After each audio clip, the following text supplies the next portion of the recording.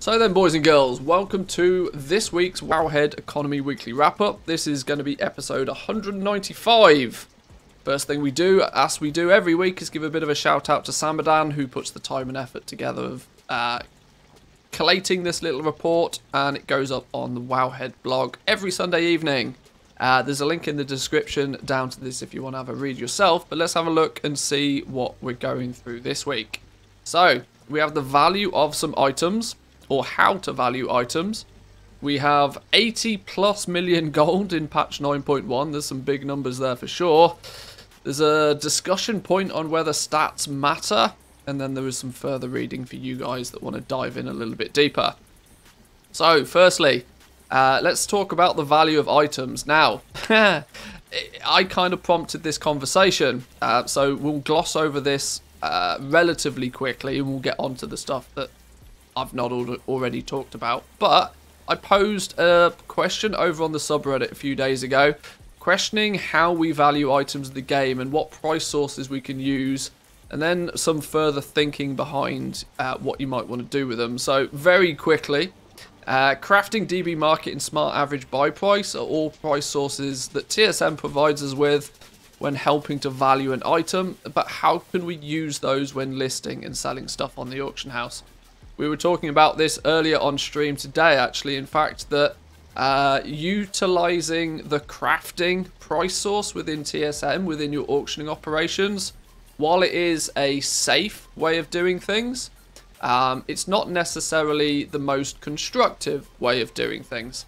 Because whilst you can take materials and turn them into an item, there's no undo button. You can't go the other way. So once you've taken the risk of crafting that item in the first place, the value of the item that you've crafted isn't actually directly linked to the cost of materials, because there's no way to get those materials back once you've chosen to do it. The valuation of that crafted item then switches to a different set of values. You're looking at the usefulness of the item, you're looking at the power of the item, you're looking at things like the rarity of the item. You're valuing it in a very different way. Even though, sure, it was crafted with a bunch of materials and we know the value of those materials, there's not actually a direct link between them. And so this is why I put forward the question. Of, well, how do you guys do it? This went up on the Reddit, on the WoW Economy subreddit, and a bunch of people replied with a couple of interesting bits of feedback on how they deal with this sort of problem. One of them being Woo. He's a common a regular to the chat, to the stream, to the YouTubes. He chimed in with, well, both matter to him as an extent. He always likes to make a profit on an item, but sometimes due to either bad judgment or some unforeseen circumstances, the market can turn against you. And in such a scenario, you either need to cut your losses or adjust your valuation downwards. If you envisage a future scenario where the prices will rise again, you might want to wait out until the market rebounds. And then he goes into a little bit of detail of the specifics about how he does it. But this sort of paints a good picture, right? It's sort of indicating that using the cost to make the item is a good start, but sometimes you've either made a bad decision in crafting it in the first place, or a good example like Corthite crystals. Something changes in the game, and that change in the game heavily devalues or sometimes increases the value of a certain item, and you need to be able to react to it. If you still start posting your stuff based on what it cost you to make it, you're going to be super uncompetitive when it comes to selling that item. And the worst case scenario is you just won't sell that item because you're valuing it wrong.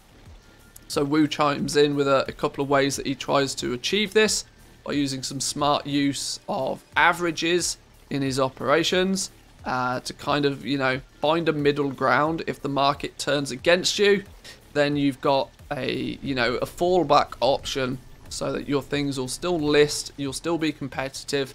Sure, you might have to take a little bit of a loss on an item because the market changed, or you made that bad decision in the first place, but at least you're still selling that item, and that's important. You want to If you've made a mistake, you want to try and rectify that mistake as quick as possible. Additionally, Stro is also the add-on creator for Legendary Stock Tracker, a add-on that anybody that's been playing with Legendaries in Shadowlands will be aware of. Also talks about the use of market value of materials, and once again why smart average buy price does not always take into account the current market values. A lot of the data we have is much more useful to determine the intrinsic value. However, I always try and find formulas that lean more towards the extrinsic value. Extrinsic values being things like the rarity, the power, the usefulness. Ideally, I would like to use the extrinsic value for everything, but it's a lot more difficult to determine what the value is. At its core, I try to value materials at what it would cost me to buy more of that material, and then craft items that I expect to be able to sell at a profit from those material prices. This is a slightly uncommon way of doing things, but it is still a smart way of doing it. Looking forward, crafting is giving you a huge benefit. Once you have the pattern to craft something, in theory, you can recraft that same item an unlimited amount of times. Whatever it cost you to make the item previously is handy to know, but this is a wise way of doing it. Looking forward and saying, right, well, when I sell this item, what is it going to cost me to recraft it? And basing your selling prices on that is usually going to keep you a lot more competitive. There is a risk that if prices of stuff are going down, you're going to be consistently undervaluing things, but it's turnover, right? And one thing that I try and promote a lot when it comes to gold making is try to forget about profit. Profit will come naturally with selling stuff. If you focus on selling stuff more frequently and being more competitive with how you price your items, the greater the turnover you can achieve.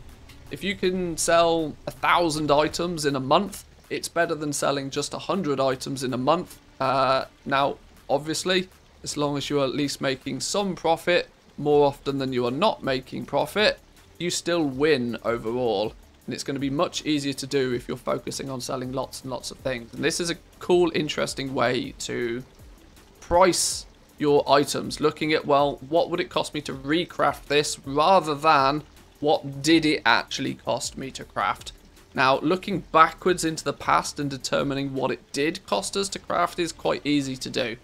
Not so easy to do is looking forward, but it's still a wise way of doing things.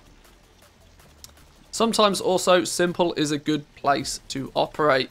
So Noximus says, I make it fairly simple. For anything personally crafted using auction house bought materials, for the minimum price I use the crafting multiplied by the percentage to never go below 100%.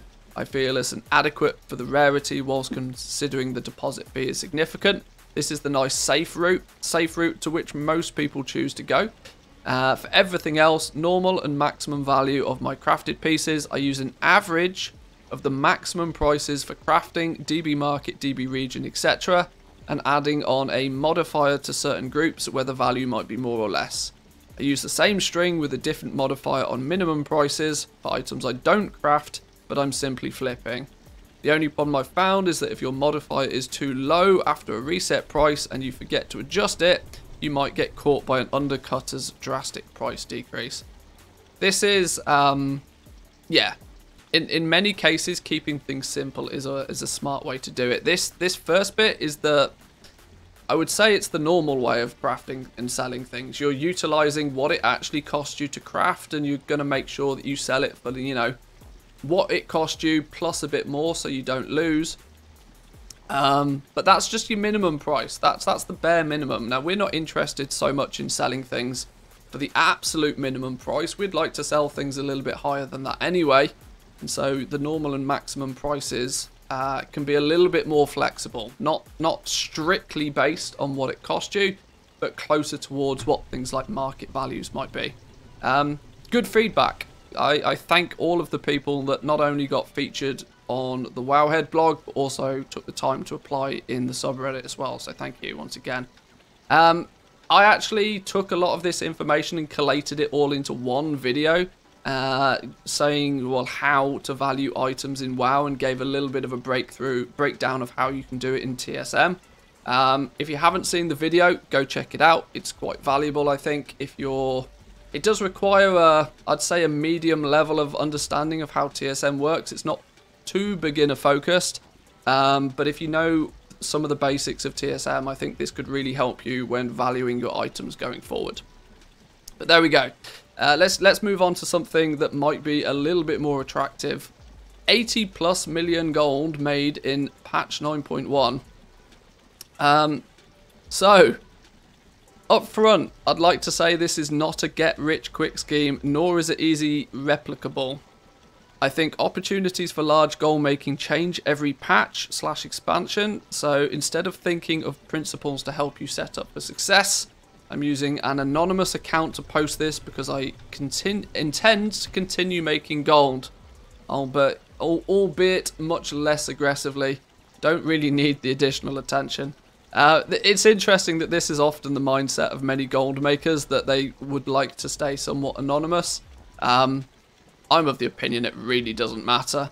I make everything that I do relatively public, and I still don't have much issues with unnecessary competition on the realms that I play on. But either way, for the last 3 months though, the US token has fluctuated between 170 and 195,000 gold, making my current liquid gold value of 87 million at a value of $6,000 to $7,000. Pretty impressive. This is why I want to start playing on the NA realms more frequently. But either way, so how did he do it then? Let's take a look. Joined a full pop realm in October with 0 gold, pre-Shadowlands release. Made no significant gold from the launch, but sometime midway through the patch, I made my first million crafting missives for around 2 weeks non-stop. For the missives price tanked permanently. This was probably for the initial blast of legendaries, where missives would just fly off the shelves. I noticed the potential with legendaries, but did not have the capital to fight with the large crafters, so focused on just 2 rank 4s. At the time, the Bone Shatter Helm and the Umberhide Vest. Ironically, neither of these are big sellers nowadays, but I do remember in the early days of Shadowlands they were pretty popular ones.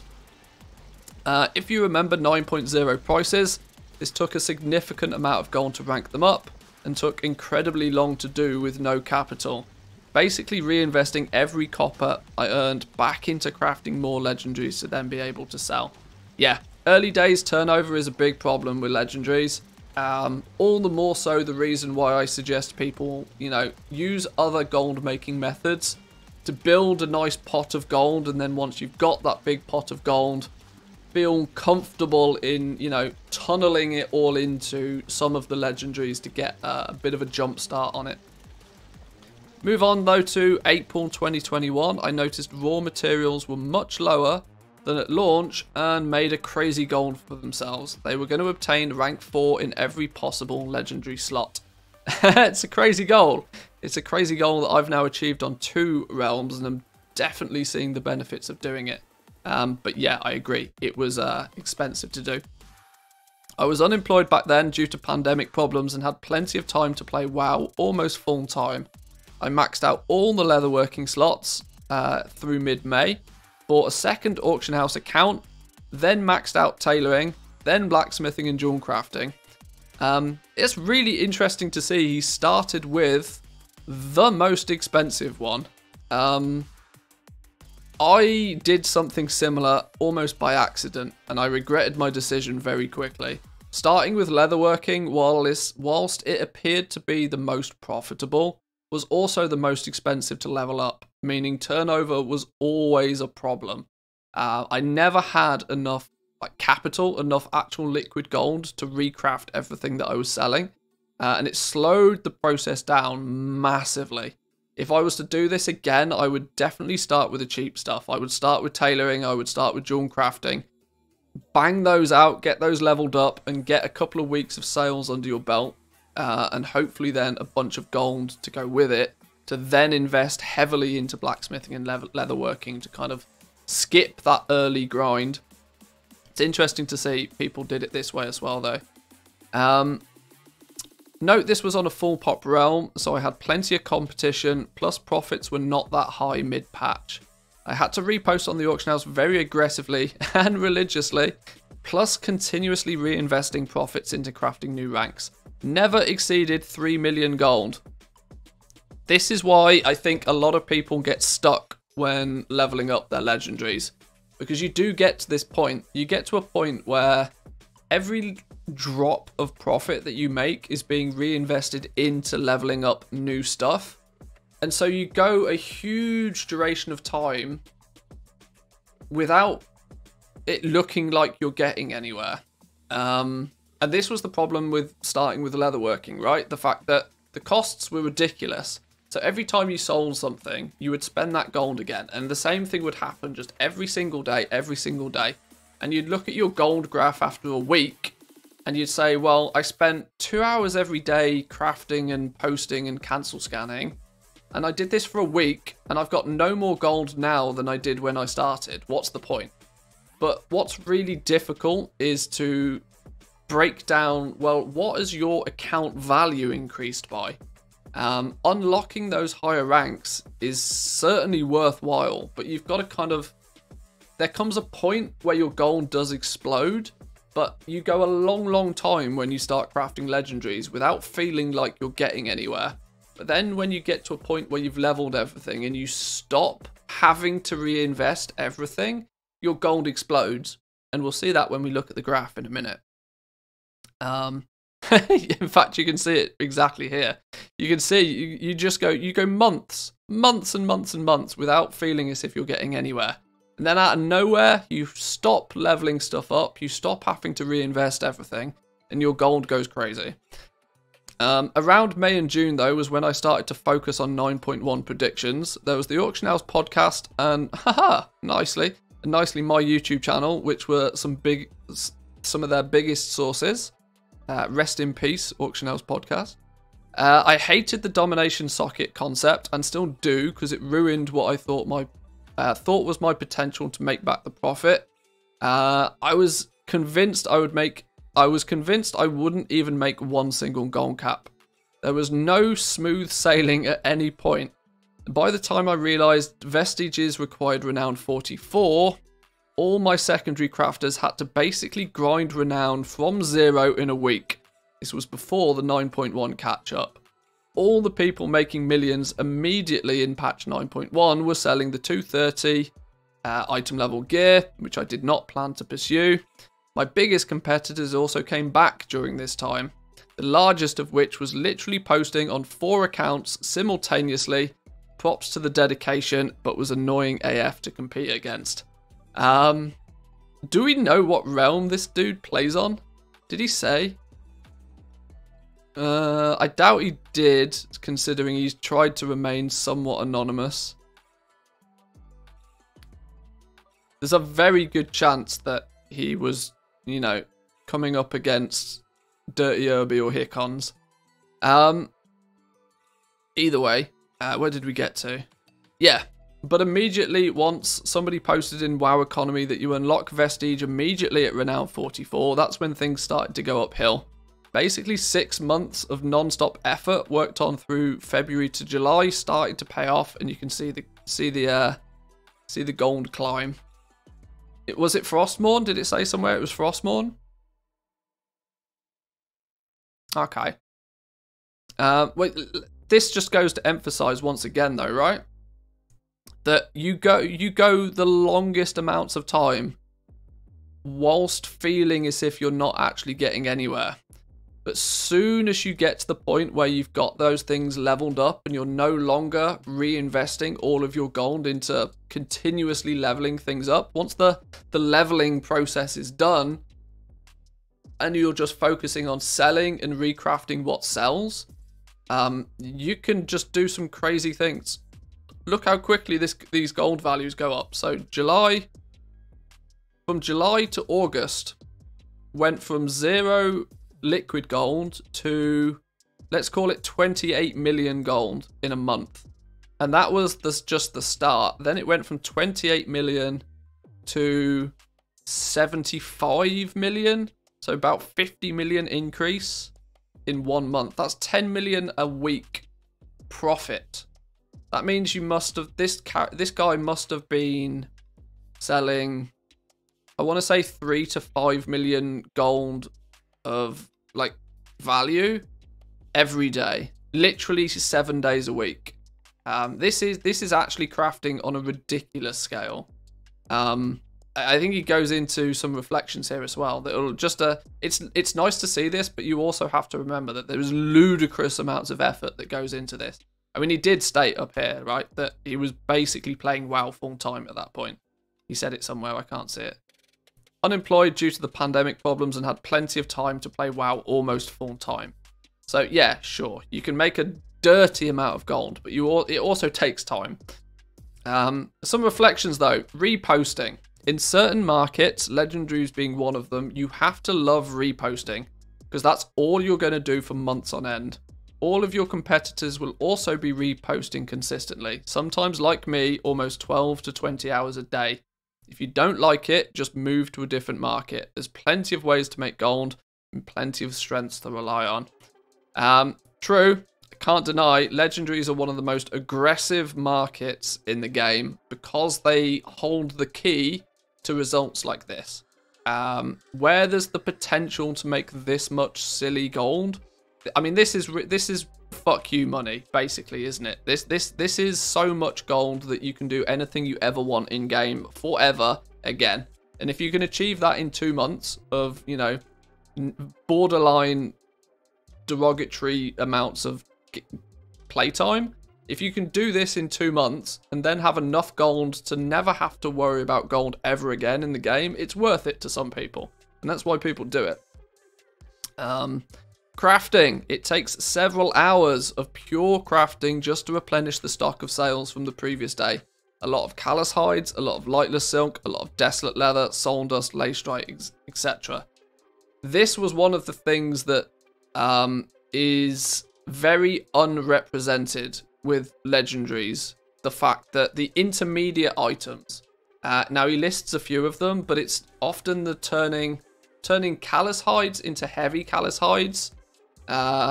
People will do it just to save a couple of gold each on the heavy callous hides. You're turning lightless silk into enchanted lightless silk. You're turning Elithium ore into enchanted Elithium bars. You're making Shadowghast ingots like a crazy person. There is often just as much crafting time that goes into legendaries as there is relisting time. At least in the peak of it, that was the case. I countless hours, my enchanter just stood there enchanting materials. Now, of course, you can choose to save that time by just buying the materials, but then you're paying a premium on them.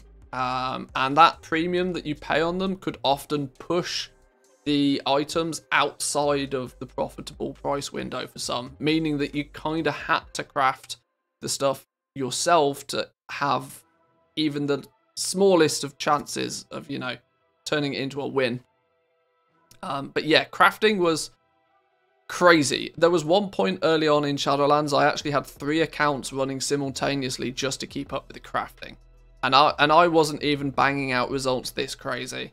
I was on a mid-pop server. Doing it on a high-pop server and creating enough legendaries to see these types of results. This dude was probably crafting for 12 hours a day. Just intermediate items. Not obviously crafting the final legendaries, but getting all of the materials in place. It was a long process for sure. Patience though. The people who make large amounts of gold are the ones who stick it out, not the ones who undercut consistently for a quick sale. I know basically all my main large competitors by name at this point, and none of them practice undercutting. Yeah. If you're in it for the long game, you'll make long game rewards. If you want that quick buck, you know, people get bored real quickly. Price wars. Only 3 times somebody impatient tried to crash a Lego market against me, starting a price war. Instead of just reposting like everybody else, the secret is when you're diversified enough, plus you have the patience, it makes no difference. The person with more capital will always win in the end, especially when selling a minor loss means basically nothing to you. None of those players stayed in the market longer than a week or two. Honestly, I did glean a small amount of pleasure from crushing them. After all, they started the fight with me first. Sorry, not sorry. This is true. This is something that people also don't tend to consider too often. A goblin that has tens of millions of gold does not care if they make profit on something. This was the point, right? It is more beneficial to them to post 100 legendaries and be the cheapest one of every one, making lots of sales. And as long as that goblin is profitable on more than 50% of those legendaries, they win. But by taking losses somewhere, it's a massive kick in the teeth to your competition. Those people that level up 1 or 2 profession slots, what did he start with? Bone Shatter Helm and Umberhide Vest. You imagine right at the very beginning, if he'd spent all his gold leveling up Bone Shatter Helms and Umberhide Vests, he had to make sure that those 2 items were profitable. If one of those items wasn't profitable, it was game over. And that's the position you're in very early days with legendaries. But when you have 100 different legendaries being crafted and listed, you no longer care if you make profit on all of them. As long as you just make more profit than you take losses, you win. And this is the scaling. Scaling of gold making gets ridiculous at this point. And this is why price wars don't bother big goblins. If you've got enough liquid gold, doesn't matter. You'll sell stuff for less than it costs you to make it for a week or 2 until the other players get bored and they stop doing it. And then your prices, because we post things based on a price scale, your prices go back into the profit, and then you continue on as normal. Yeah, trying to take a price war to a big goblin is tough for sure. Let's talk about competitors then. So my partner joked that I spent more time with my competitors than with my partner themselves. Probably true. The truth is, with patience, everybody ends up making gold. There's no reason to be upset about reposting. It's just a cost of business. Nobody knows the goblin life more so than other goblins anyway. We're all connected over something we enjoy doing. Plus, sometimes the market whispers each other and colludes to increase the price of certain items so everybody wins. Little bit dodgy. Your moral compass is swinging in a slightly different direction sometimes, but it is true. I've had many times myself where there's been like 2 of us selling a legendary. We're both fighting at 70% market price. There's no point. We both cancel ours. We reset it to 150% market price, and eventually one of us will make a sale, and it's happy days for everybody. The big question: are you a bot? No. Auction house bots do exist, but the time and investment needed to level up a character to the point where running an auction house bot would be of any benefit in the legendary market is so outrageous it just doesn't happen. 99 times out of 100, if you think somebody in the legendary market is a bot, they're not going to be. Bots focus on easy wins. The legendary market isn't an easy win. Bots will focus on, farming materials and selling materials. They'll happily sell the materials to the people who are crafting the legendaries and posting the legendaries. Very, very early days, there was probably auction house bots selling legendaries, just purely because they were farming so many materials that they just crafted legendaries because. But nowadays, I don't think that's really a thing.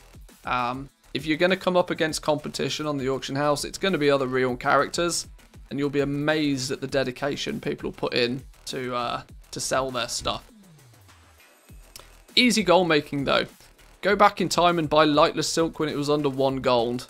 This never happened on the EU realms. I think the cheapest it got to on the EU realms was about 8 gold a piece. Much below that, there was always somebody ready to buy it all out. Lightless Silk did get incredibly cheap though on the NA servers. I do remember that for sure. So buy it when it's super cheap, sell it for 30 times the price. Convert 3 mil into 90 million. No effort required. Yeah, hindsight is 2020, right? Sometimes you see things that happened in the past. I remember very strongly a point when I think Jack the Dipper was basically shouting at Dirty Irby to buy all of the lightless silk. It was 2 gold a piece on his realm, and he was just like, buy all of it. Buy all of it because it's going to 10x the price come the next patch. And eventually, after a lot of persuasion, he did buy a whole bunch of lightless silk, and I think he was probably very thankful for it. But yeah, sometimes there are markets to be seen when changes come into play, but not always do you see them, unfortunately. Spending gold. I obtain more pleasure earning the gold than spending it. But one day I'll throw 12 to 14 mil to get the black market auction house Bruto service and get that long boy. Amen to that. I will probably do the same at some point. Capital. The rich get richer. It's true IRL. It's also true in game. Yes, very true. If you have lots of liquid gold in this game, it's considerably easier to make even more of it. The perception of money. This one is a bit crazy, but everything becomes cheap and reasonable when you're a millionaire in game. My value of time now is also so much higher. I often turn down to craft items via whispers because it's simply not worth the customer service effort for me to go out of my way to make one sale. Oh my days, I cannot agree with this more so. I quite frequently, in the height of crafting legendaries, would do the exact same. I just would refuse to do face-to-face crafts. And the people on the other end would kind of be like, well, why? You're making a sale. I'm giving you a 10,000 gold tip.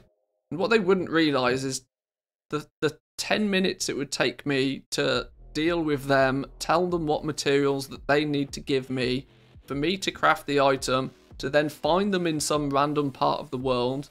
To make 10,000 gold, I was actually losing gold by doing that, because it means I was no longer playing the auction house game. In that 10 minutes of playing the auction house game, I could have sold 10 legendaries and made 5,000 gold profit on each of them. This is true. It seems weird, but when the gold is flowing, you have to focus on the most valuable thing for you to do with your time. I used to think people who spent 10 mil for the Brutosaur were insane. Now I understand why they do it, because it's really not that much gold to spend after a while. I understand how billionaires IRL have skewed perceptions of reality, and I honestly don't think it's healthy for our society or the future. Probably true. I think we all love this game, and I think that there are things that will have to get drastically better for the people who work there too. It will be no real game for us to earn or spend gold on anymore. Shout out to blah blah blah. Sure, excellent, all the good stuff. Yeah, and then just some thank you to the WoW Economy subreddit and whatever. But there we go. That sort of is a great example of how the legendary crafting system can pan out. But just this is one simple one player. Admittedly, you had a lot of time and effort to invest into it, but you can see the results that you can obtain. It's pretty ridiculous. Actually ridiculous, to be fair. But congratulations on that. You are now rich enough to never really have to worry about gold ever again. Okay, last topic for this one today is, do stats matter?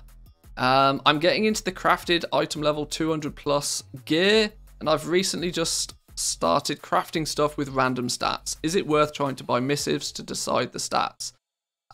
There is lots of different viewpoints on this, so let's dive through a couple of them. Short answer, no. Long answer, without elaborating for the buyer, yes, but they will all sell.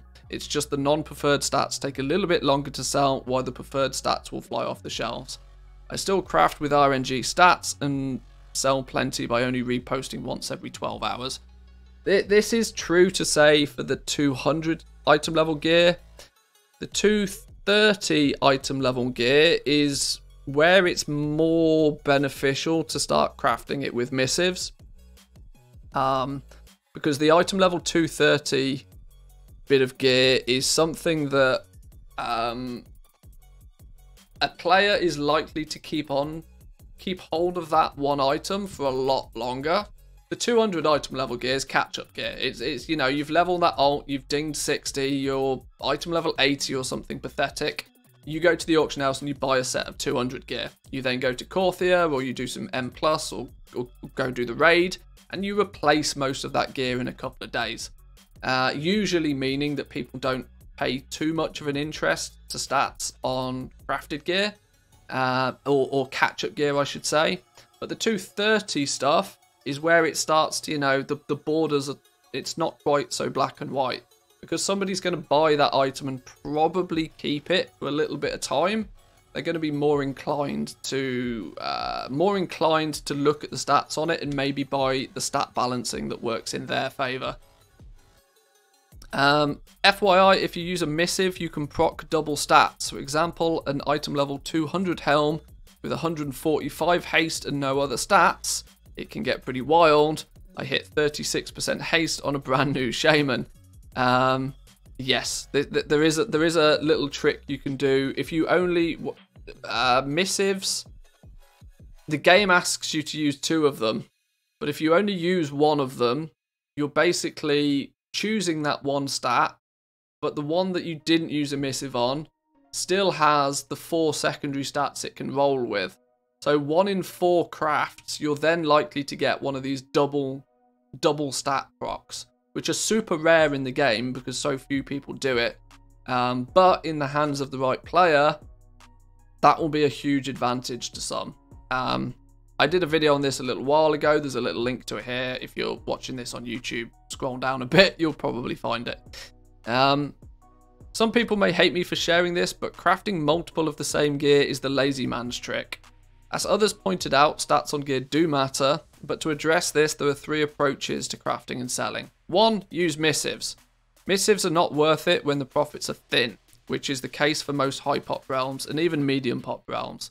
Low pop realms though, people tend to buy whatever's the cheapest available. From my experience, things may vary on different realms. Stats still matter, but it matters less compared to the extra time you need to craft them. This kind of refers to what I was saying earlier. Second option is just craft a whole bunch of everything without missives so that you get a good number of each stat combination. This ends up working really well for the realms that I play on, full pop and low pop. There may be some concerns from theory crafters that this approach would end up crafting a lot of gear of unwanted stats. I honestly worried a little bit about it before I tried. My results tell me though that didn't and would not happen. So if you just sell the unwanted stats 1 gold cheaper than the other stats, they will still sell. This is the thing, right? Some people, when they go to the auction house, will look for the stats. Everybody else just buys the cheapest. So you can cover both markets. If you're crafting enough of each item, you can comfortably cover both markets. Both will sell, and then you just recraft. The third, I would call the min-max approach. It's a combination of 1 and 2. You start by crafting a bunch of each gear. After some sell, if any unbalancing appears, you correct the balancing with missives. This is a very timely system, right? If you're trying to sell a lot of something and you're crafting a lot of something, the last thing you want to do is micromanage it. You want to just say, right, TSM, craft me 10 of those items and list 10 of those items. If you're doing things at scale, you want to allow that scaling to be effective. If you try and do something at scale and then micromanage all the way, you're not actually scaling. You're spending 5 times more time to achieve 5 times better results, which simple math tells you you're not actually doing any better. This is the one I wouldn't suggest doing, because the time it will take you to actually implement this is not worth it, not at all.